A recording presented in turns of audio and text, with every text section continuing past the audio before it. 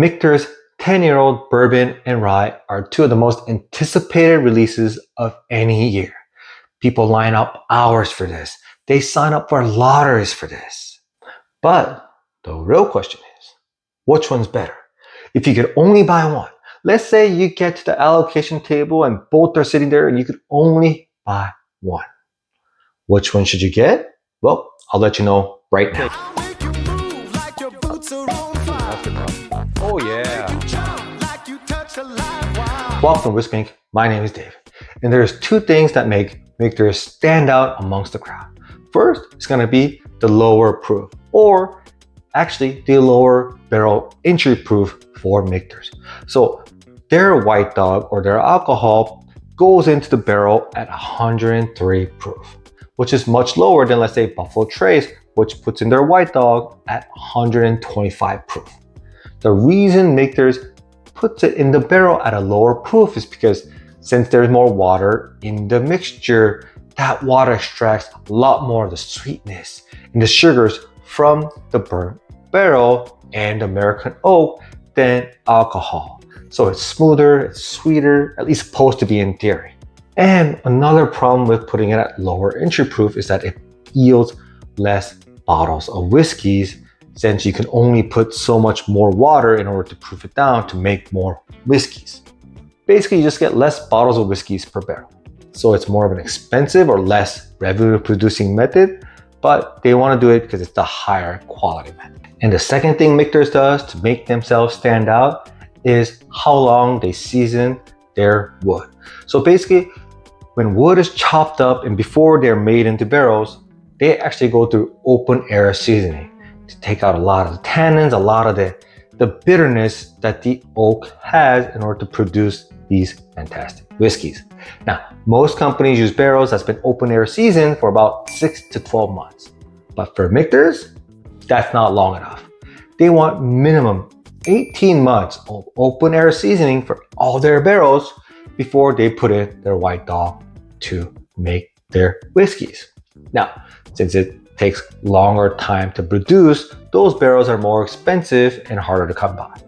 But again, Michters, they're like, we don't care. We want that quality. And that's why you get these fantastic whiskeys. Some stats on these bad boys right here. They're both the 2024 version. The proof on the 10-year-old bourbon is 94.4.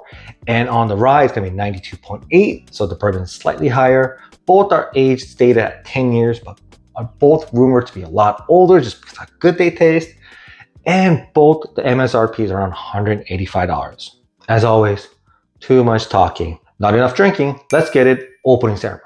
Oh, and a shout out to DefCast. I traded away my Michter's 10 bourbon, as you guys saw in my previous video. So I didn't have one to review, but he's like, you know what? You could borrow mine. And so this video is basically brought to you by DefCast. Great guy. Ooh.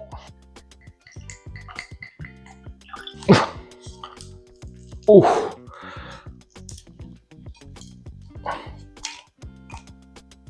Oh yeah. I'll let these open up for a couple minutes. I'll be right back. This is gonna be a fun video to make. So first, I'm gonna start off with the 10-year-old bourbon. The nose. Wow. This is why everyone says Michter's 10-year bourbon, Michter's 10-year bourbon. The nose is fantastic. It has a deep oak richness that you don't get from many other bourbons. It's sweet, it's creamy, it's buttery. It almost has like a thick, really nice dark chocolate brownie. It's not like super sweet, but you get the cocoa sweetness along with all the greatness of, let's say, a brownie, a good sticky brownie. Oh man, wow. And it just has a hint of spice at the very end of the nose to keep it interesting. Wow, this is a good nose. And the most important part, and my favorite, the palate.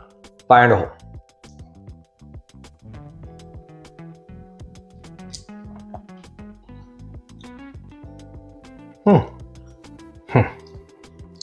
Man, the very first thing you taste is chocolate mocha coffee.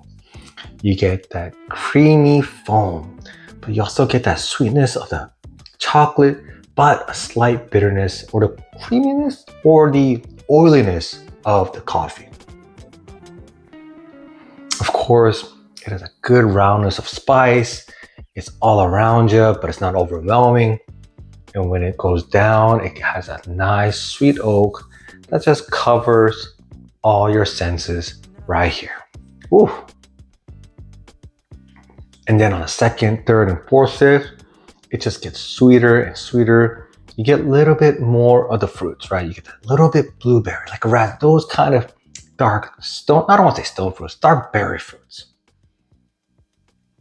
It's a nice deep pour, but it does leave you wanting a little bit more right here because of that sweet oakiness, and it kind of dissipates here. Now, that makes it really smooth, really crushable, and because of the 94.4 proof, I could drink this all day.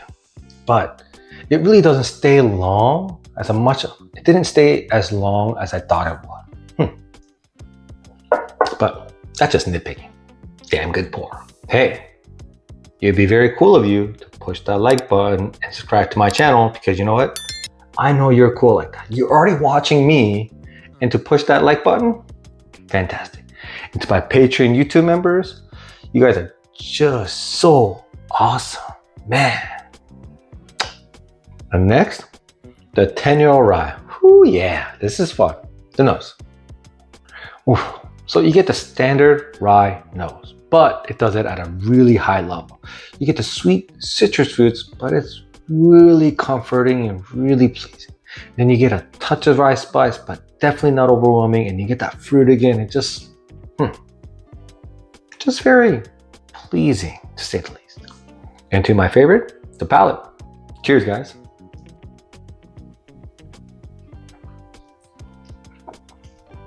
Wow. The palate, it's amazing. The nose basically transfers straight to the palate. It's just candied citrus fruits all day long. Orange, grape, kiwi, those type of nice bright citrus fruits, but either candied or with sugar or whatever. It's sweet. It's kind of, how do you say it? It's syrupy. It gives you a nice little thick coat going all the way down. The finish gives you a nice, like a baking or rye spice type of feel, but then you get coated with that sugar sweetness, and it's just fun. And on the second, third, or fourth sips, you really get some nice floral, or I guess some jasmine tea type of spice or notes, or even sweetness to a certain extent, that kind of that balances out the sweetness and the spice and kind of plays the good middleman, right? You're like, hey, here's some sweetness, here's some spice, oh, here's some jasmine tea. And it's really fun and it's really interesting.